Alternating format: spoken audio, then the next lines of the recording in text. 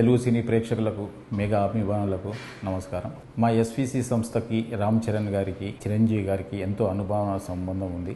మా ఇద్దరి మధ్యలో చరణ్ గారికి నా మధ్యలో మంచి రిలేషన్షిప్ ఉంది. నేను అభిమానించే హీరోల్లో రామ్ చరణ్ గారు ఒకరు. ఆయనని అవమానపరచడం కానీ, ఆయనని కించపరచడం కానీ నా జన్మలో నేను ఎప్పుడు చేయను. నేను ఇచ్చిన ఇంటర్వ్యూలో ఆయన గురించి చిన్న మాట దొర్లినా అది నా తప్పే.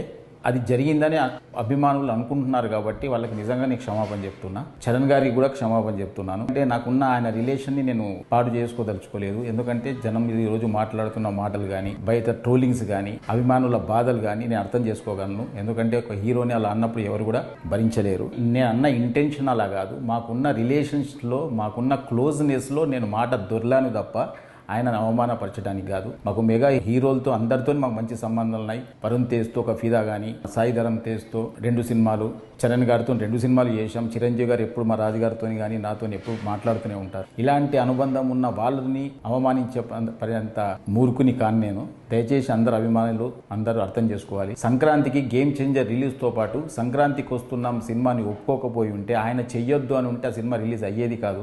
ఆ రోజు ఆయన మనసు గొప్పది కాబట్టి ఆ రోజు ఇబ్బందులో ఉంటారేమో ఫైనాన్షియల్గా అనుకుంటూ కూడా ఆయన, ఎందుకంటే పెద్దగా బడ్జెట్ అయిన సినిమా కాబట్టి మీరు మంచిగా దీన్ని కూడా రిలీజ్ చేసుకోండి అని ఒక గొప్ప మనసుతో ఒప్పుకున్న వ్యక్తి ఆయన. ఆయనను ఎందుకు అవమానపరుస్తాం? దయచేసి నేను ఆయన మాటలు కానీ అపార్థం చేసుకుంటే ఫ్యాన్స్కి అందరికీ నేను క్షమాపణ చెప్తున్నా. దయచేసి మా రిలేషన్ పాడు చేయొద్దు. మాకు మళ్ళీ నెక్స్ట్ ఒక ప్రాజెక్ట్ రెడీ అయింది. నెక్స్ట్ చరణ్ గారితో సినిమా తీయబోతున్నాం. అలాంటిది అనవసరంగా మా ఇద్దరి మధ్య ఈ అభిప్రాయ భేదాలు తీయకండి అని అందరినీ వేడుకుంటున్నా.